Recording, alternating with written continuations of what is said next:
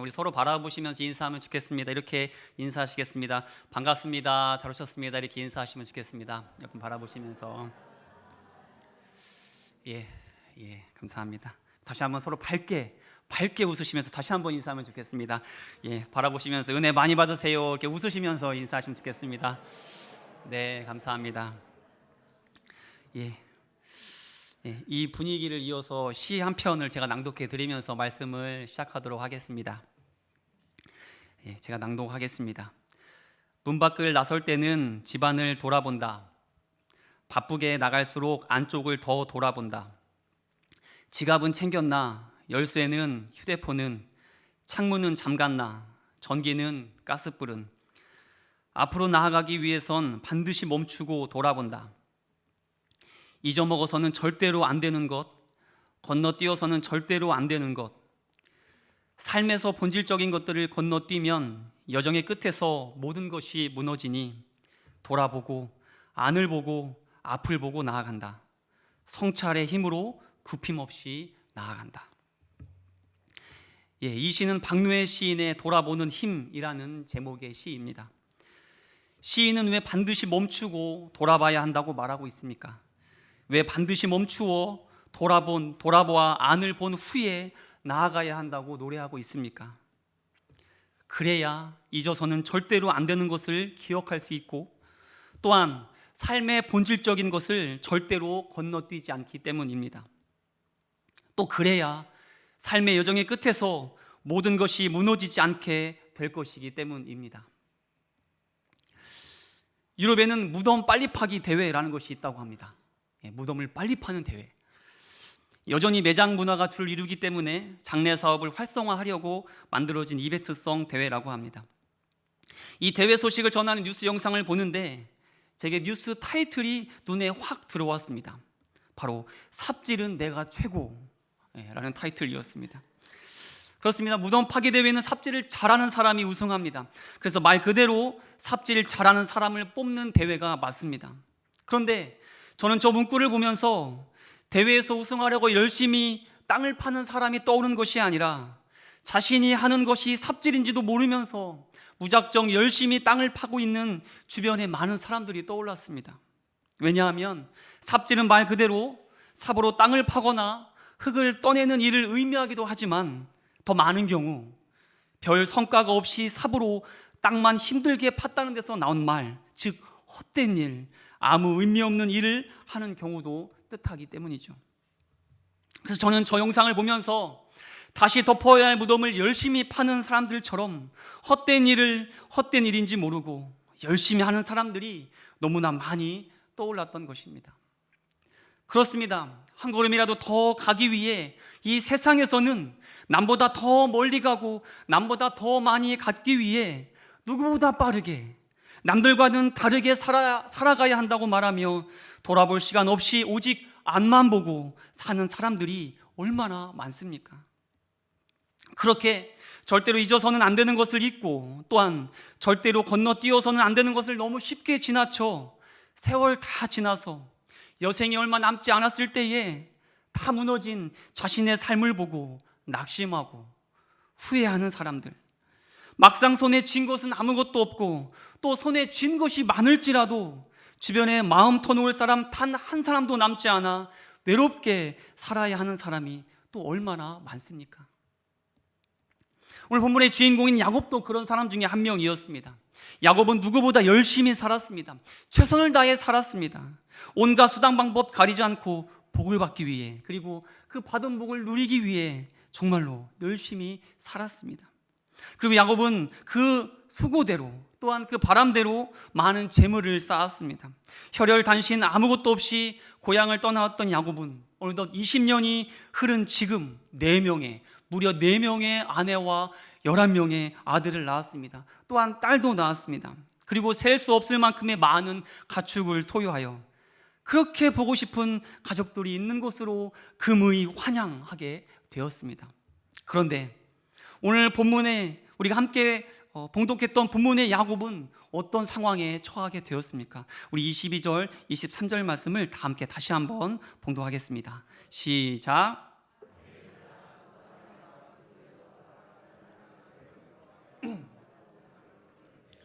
그들 인도하여 시내를 건너가게 하며 그의 소유도 건너가게 하고. 고향 땅을 밟기 위한 마지막 관문인 야복강을 사이에 두고 사랑하는 아내와 아들을 떠나보내야 했습니다. 그리고 그동안 열심히 일해서 벌어둔 모든 소유도 가족과 함께 강 너머로 떠나보내야 했던 것입니다. 그리고 야곱은 철저히 혼자가 되었습니다. 주위에 아무도 없습니다. 또한 아무것도 남지 않았습니다. 지금 야곱은 평생을 일구어온 모든 것을 한순간에 잃을 위기에 처한 것입니다. 차라리 외삼촌 라반이 사는 곳인 밧단 아람으로 떠나지 않았다면, 아니 아버지 이삭으로부터 장자의 축복을 받지 않았다면, 아니 에서로부터 장자권을 팥죽 한 그릇에 사지 않았다면 야곱의 인생은 오히려 지금보다 더 나을 수도 있었습니다. 이삭과 함께 평생을 함께 한 형 에서의 삶을 생각해 보십시오. 그는 아버지 이삭의 모든 재산을 다 물려받았습니다. 많은 아내를 거느리고 또 많은 자녀를 낳았습니다. 야곱이 그 모진 수모와 고난을 통해 얻게 된 것들을 그의 형 에서는 별 노력 없이 다 갖고 또한 누리고 있었습니다. 이에 비하면 지금 야곱의 인생은, 에서를 곧 만나게 될 야곱의 처지는 그동안 그가 겪었던 모든 수고가 한순간에 의미 없게 사라질, 말 그대로 삽질이 되어버릴 상황이 되고 만 것입니다. 야곱은 이런 자신의 처지를 생각하며 얼마나 허무했을까요? 내가 이러기 위해 그 모진 세월을 견뎠을까? 억울한 마음으로 주먹을 땅에 내려치며 통곡하지는 않았을까요? 그런데 왜 야곱이 이렇게 되었습니까? 왜 야곱의 삶이 허무한 인생, 삽질과도 같은 인생이 될 위기에 처하게 되었습니까? 그 이유는 바로 야곱은 앞만 보고 살았던 자였기 때문입니다. 그는 돌아보는 힘을 무시했기 때문에 평생의 삶이 무너질 위기에 처하게 된 것이죠. 오늘 이 자리에 나온 우리 성도님들 역시 누가 삽질 잘하나, 삽질은 내가 최고라고 그렇게 열심히 무덤을 파고 있는 사람들처럼 삽질하는 인생을 살고 있지는 않으십니까? 뒤돌아볼 틈도 없이 앞만 보고 달리다가 야곱처럼 모든 것을 다 잃을 위기, 삶의 모든 것이 다 무너질 위기 가운데에 서 있는 것은 아닙니까? 아니, 그런 줄도 모르고 마냥 열심히만 살고 있는 것은 아닙니까? 오늘 이 시간 말씀을 통해 그 발걸음을 잠시 멈추어 돌아볼 수 있기를 축복합니다. 그래서 내가 절대로 잊지 말아야 할 것을 잊고 살아간 것은 아닌지, 그리고 절대로 건너뛰면 안 되는 것을 지나친 것은 아닌지 확인할 수 있기를 축복합니다. 그렇다면 우리가 돌아보아 절대로 건너뛰지 말아야 할 것은 무엇일까요? 그것은 바로 나는 야곱입니다라는 항복의 고백입니다. 우리는 나는 야곱입니다라는 이 항복의 고백을 우리의 평생의 삶 가운데 절대로 건너뛰어서는 안 됩니다. 오늘 본문의 야곱은 심히 두렵고 답답한 마음 가운데에 홀로 남아 있습니다.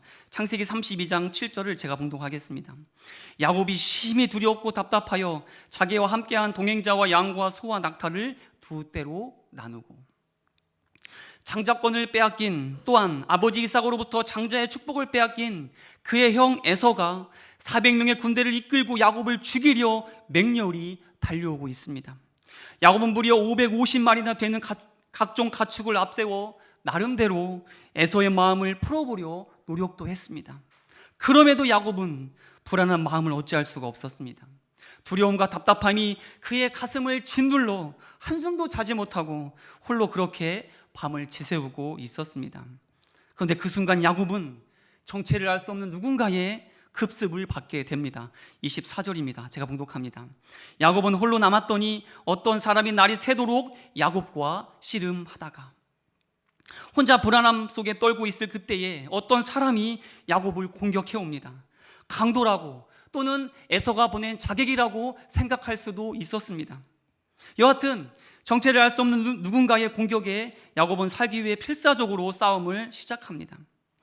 우리는 야곱을 참 유약한 그러한 사람으로 알고 있습니다. 그런데 결코 야곱은 그런 사람이 아닙니다. 누구보다 힘이 세고, 무엇보다 자신의 것을 지키기 위해서는, 또한 자신이 원하는 것을 소유하기 위해서는 물불 가리지 않고 덤비는 자가 바로 야곱이었습니다. 그런 야곱이 한순간의 공격에 허무하게 당할 사람이 아니었습니다. 그래서 오늘 말씀에도 보면 날이 새도록 씨름이, 이 목숨을 건 싸움이 치열하게 진행되었다라고 전하고 있습니다. 그렇게 밤이 새도록 진행된 싸움은 어떻게 되었습니까? 25절입니다. 제가 봉독합니다. 자기가 야곱을 이기지 못함을 보고 그가 야곱의 허벅지 관절을 치매 야곱의 허벅지 관절이 그 사람과 씨름할 때에 어긋났더라. 야곱의 끈질긴 저항에 야곱을 공격해온 사람이 어떻게 했다고 말씀은 전합니까? 허벅지 관절을 치매. 그리고 난 후 이렇게 말합니다. 26절입니다. 그가 이르되 날이 세려하니 나로 가게 하라. 야곱이 이르되 당신이 내게 축복하지 아니하면 가게 하지 아니하겠나이다. 밤새 씨름을 하고도 야곱을 이기지 못한 정체를 알 수 없는 그 사람이 야곱의 허벅지 관절을 칩니다. 허벅지 관절을 쳤다는 것은 허리 아래를 제대로 쓸 수 없도록 힘을 뺐다는 것을 의미합니다. 싸울 때 하체 힘이 얼마나 중요합니까? 치열한 몸싸움에서 다리에 제대로 힘을 줄 수 없으니 끝난 싸움이라고 봐도 무방합니다. 그런데 그럼에도 야곱은 어떻게 합니까? 필사적으로 적을 잡았던 손을 놓지 않습니다. 그리고 나서 이렇게 말합니다. 당신이 내게 축복하지 아니하면 가게 하지 아니하겠나이다. 야곱은 밤이 새도록 살기 위해 누군지 알지도 못하는 사람과 싸웠습니다. 그 숲에 당황했지만 결국 싸움은 자신이 원하는 방향으로 흘러갔습니다. 그런데 싸움에서 거의 다 이겼다고 생각할 때에 갑자기 전혀 예상하지 못한 공격을 받습니다. 사람에게는 전혀 받을 수 없는 그런 강력한 공격이었습니다. 이때 야곱은 분명히 깨달았습니다. 이 사람은 에서가 보낸 자객이 아니구나. 또한 강도도 아니구나. 아마도 어렴풋하게 하나님의 사람일 수도 있겠다고 생각을 합니다. 왜냐하면 전에도 야곱은 하나님의 사람을 만난 경험이 있었기 때문에 직감적으로 그렇게 생각을 했을 것입니다. 그런데 그럼에도 야곱은 어떻게 하고 있습니까? 지금 자신이 붙잡고 있는 사람이 하나님의 사람이라고 생각한 야곱은 잡았던 손을 놓지 않고 전에는 살기 위해 씨름을 했다면 이제는 축복을 받기 위해 지금 자신이 처한 이 상황에서 구원을 받기 위해 더욱 간절하고도 끈질기게 에서로 인해 심히 두렵고 답답한 자기의 상황을 해결해 줄 것을 그 사람에게, 그 하나님의 사람에게 요청하고 있는 것입니다. 그런데 그렇게 필사적인 몸부림을 하고 있을 그때에 전혀 상상하지 못했던 질문이 야곱에게 들려옵니다. 27절입니다. 그 사람이 그에게 이르되 내 이름이 무엇이냐? 너무나 절박한 상황에 처한 야곱에게, 그리고 또 한편으로는 너무나 애처로운 상황에 처한 야곱에게 그 사람은 갑자기 이름을 묻습니다. 너무나 뜬금없는 질문입니다. 그런데 이 질문은 결코 야곱의 이름을 몰라서 그리고 궁금해서 물어본 것이 아닙니다. 하나님께서 야곱의 이름을 모르실 리가 있겠습니까? 제가 가보지는 않았지만 도박장에는 없는 세 가지가 있다고 합니다. 혹시 아시는 분 있으십니까? 도박장에 없는 세 가지. 안다고 말씀하시면 안 되시겠죠? 저도 뉴스를 통해서 이렇게 보게 됐는데요. 첫 번째는 시계입니다. 두 번째는 창문이 없다고 합니다. 왜 시계와 창문이 없을까요? 시간 가는 줄 모르게 하려고 없다고. 우리 백수현 집사님이 잘하시네요. 마지막 세 번째가 없는 것이 바로 거울입니다. 거울. 거울은 또 왜 없을까요? 아시겠죠? 도박에 미쳐서 벌겋게 달아오는 자신의 모습, 또한 날이 새도록 도박에 빠져서 초췌해진 자신의 모습을 보지 못하게 하려고 거울이 없다고 합니다. 만약 거울을 통해 그런 자신의 모습을 본다면 충격을 받고 도박을 멈출 수도 있기 때문에 도박장에는 그 어떠한 거울도 또 자신의 모습을 비추게 하는 그 어떠한 것도 두지 않는다고 합니다. 지금 야복나루에서의 씨름은 야곱의 인생에서 언제든 일어날 수 있는 그 흔한 사건이 아니었습니다. 이 일은 철저히 하나님께서 기획하신 야곱 인생의 축소판이었습니다. 그동안 야곱이 평생토록 어떻게 살아왔는지를 적나라하게 보여주는 사건입니다. 자신의 이름처럼 원하는 것을 손에 넣기 위해, 그리고 손에 넣은 것을 결코 빼앗기지 않기 위해 수단 방법 가리지 않고 살아왔던, 필요하다면 비굴하게 누군가의 바지가랑이라도 잡고 늘어졌던 야곱의 인생을 보여주고 있는 사건이 바로 이 야복 나루토에서의 씨름 사건인 것입니다. 하나님께서는 그렇게 야곱의 인생을 한마디로 정의할 수 있는 사건을 야곱으로 하여금 밤이 새도록 경험하게 하신 후 야곱에게 이렇게 묻고 있는 것입니다. 내 이름이 무엇이냐? 그렇습니다. 이 질문은 하나님께서 한 손에 야곱의 모습을 적나라하게 비춰줄 거울을 드시고 네 얼굴을 좀 보라고, 거울에 비친 너의 그 초췌한 얼굴을 보라고, 그동안 네가 어떻게 살아왔는지 살아온 너의 삶을 보라고 묻고 계시는 것입니다. 거의 100년이 가까운 너의 평생의 시간 동안 네가 걸어온 길을 눈 크게 뜨고 확인하라는 의미로 그 거울을 야곱의 얼굴에 들이밀고 계시는 것입니다. 이때 비로소 야곱은 처음으로 자신의 삶을 돌아보게 됩니다. 그동안 자신이 원하는 것을 갖기 위해, 그리고 가진 것을 빼앗기지 않기 위해 얼마나 비열하게, 비굴하게, 비참하게, 또한 치사하게 살아왔는지를 돌아보는 것입니다. 그렇게 거울 속에 비친 자신의 모습을 비로소 확인한 후 아주 힘겹게 그의 입술을 열어 이렇게 대답합니다. 27절 말씀은 다 함께 한 목소리로 봉독하시겠습니다. 시작. 그가 이르되 야곱이니이다. 그렇습니다. 저는 야곱입니다. 저는 속이는 자입니다. 저는 강도입니다. 저는 나를 위해서라면, 복을 받기 위해서라면 수단 방법 가리지 않고 내 힘을 의지해 살아온 야곱입니다. 끝까지 잡았던 이를 악물고 복을 받기 위해 바짓가랑이를 움켜쥐고 있던 손을 마침내 펴고 그동안 자신이 살아온 전생애가, 그동안 자신이 살아온 삶의 모든 방법이 틀렸음을, 죄인된 삶이었음을 인정하는 항복의 고백을 하나님께 올려드리는 것입니다. 지금 이 시간 하나님께서는 이 말씀을 통해 또한 야곱을 향해 드셨던 이 거울을 우리를 향해 들고 계십니다. 여러분 앞에 지금 이 거울을 비추고 계십니다. 그리고 마찬가지로 이렇게 묻고 계십니다. 네 이름이 무엇이냐?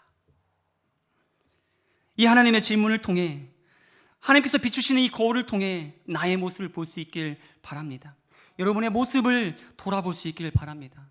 그래서 우리도 나는 야곱입니다, 이 나의 죄인됨을, 나의 추악함을,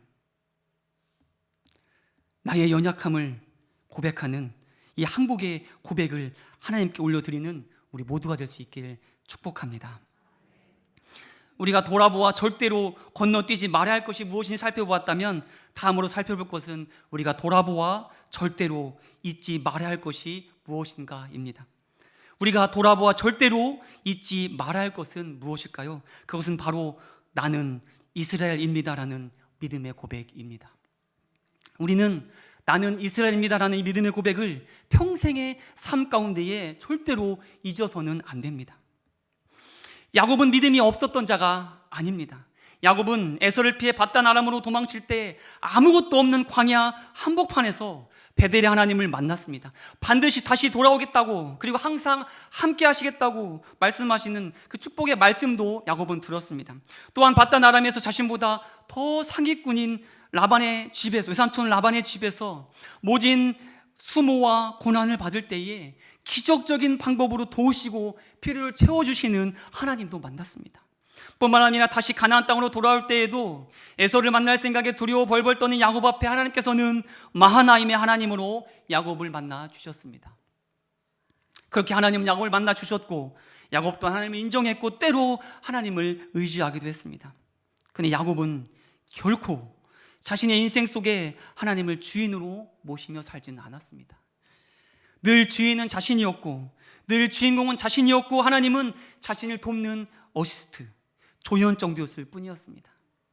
늘 자신이 운전대를 잡고 있고, 하나님은 조수석에 앉혀놓고 필요할 때만 찾는 그런 존재가 바로 야곱이었던 것입니다. 야곱은 나중에 바로왕 앞에서 자신의 삶을 이렇게 회고합니다. 창세기 47장 9절을 제가 봉독합니다. 야곱이 바로에게 아뢰되 내 나그네 길의 세월이 130년이니이다. 내 나이가 얼마 못되니 우리 조상의 나그네 길의 연주에 미치지 못하나 험악한 세월을 보내었나이다 하고, 뭐라고 자신의 삶을 회고하고 있습니까? 저는 험악한 세월을 평생토록 보냈습니다. 그렇습니다. 야곱은 참 험악한 세월을 보냈습니다. 굳이 경험하지도 않아도 될 일을 많이 겪었습니다. 그런데 왜 그 험악한 세월을 보내야 했습니까? 왜 그는 고난의 시간을 보내야 했습니까? 잡았던 운전대를 빼앗기지 않으려고 발버둥 쳤기 때문입니다. 인생의 주인이 자신인 줄 알고 내 뜻대로, 내 계획대로 살았기 때문입니다. 그런데 이런 야곱의 인생을 하나님께서 어떻게 하셨습니까? 오래전에 청소년 사역을 하셨던, 오래 해오신 한 목사님의 간증을 들었습니다. 우리 교회 청소년부 친구들은 너무나 다 착하고 아주 훌륭한데, 다른 교회들은 꼭 교사들이나 교육자들을 힘들게 하는 친구가 한두 명씩은 꼭 있습니다. 그 목사님이 부임해 간 곳에서도 민수라는 친구가 그런 친구였습니다. 교육자와 교사들도 쉽게 다가갈 수 없는 친구, 욕을 입에 달고 살고, 심지어 주일에 교회에 와서는 중일 친구들을 이렇게 돈을 빼앗는, 속된 말로 뺑을 뜯는다고 하죠. 그런 친구가 바로 민수였습니다. 교회에서. 그래도 그 목사님은 민수랑 친해지기 위해서 포기하지 않고 같이 라면도 끓여 먹고 운동도 같이 하고 또 놀러도 가고 최선을 다했습니다. 그런데도 그러다가 조금씩 변하는 것 같다가 다시 제자리로 돌아오고, 그렇게 여전히 변화되지 않는 모습에 목사님은 실망도 많이 했습니다. 그러던 중 2박 3일 청소년부 수련회 때 이 민수라는 친구도 참여했습니다. 근데 차라리 오지나 말지 와서는 자기 마음대로 행동을 하는 것이죠. 첫날 집회 때는 혼자서 등산을 다녀왔다고 합니다. 그래서 두 번째 날도 당연히 참여하지 않겠지라고 생각을 했는데, 그날은 밖에 나가지 않고, 비도 오지 않는데 밖에 나가지 않고 맨 뒤에서 말씀을 듣더랍니다. 그러다가 점점 가까이 오더니 나중에 기도의 시간에는 맨 앞에서 울면서 기도를 하고 있었습니다. 그런데 그 목사님은 솔직히 그런 모습을 보고도 믿지 못했습니다. 워낙 그 전에 그 친구가 실망을 많이 시켜서 이러다 또 원래 모습으로 다시 돌아가겠지라고 생각을 했던 것이죠. 아니나 다를까 그러다가 그렇게 수련회가 끝나고 몇 주가 흐른 뒤 민수에게서 이메일 한 통이 왔는데 제목이 이랬습니다. 하나님은 전지전능하신 줄 알았는데 그때 뉘앙스가 좀 부정적이지 않습니까? 그래서 역시 나오는 마음에 순간 욱해서 그냥 삭제를 해버릴까 하다가 그래도 한번 읽어나 보자라는 마음으로 이메일을 클릭했습니다. 그런데 메일의 내용이 이랬습니다. 하나님은 전지전능하신 하나님이신 줄 알았습니다. 그런데 그 하나님도 못하시는 게 한 가지 있으시네요. 하나님은 저를 절대 포기하지 못하시네요. 제가 진짜로 좋아하는 말씀이 있습니다. 바로 신명기 1장 31절의 말씀입니다. 다 함께 한 목소리로 봉독하시겠습니다. 시작.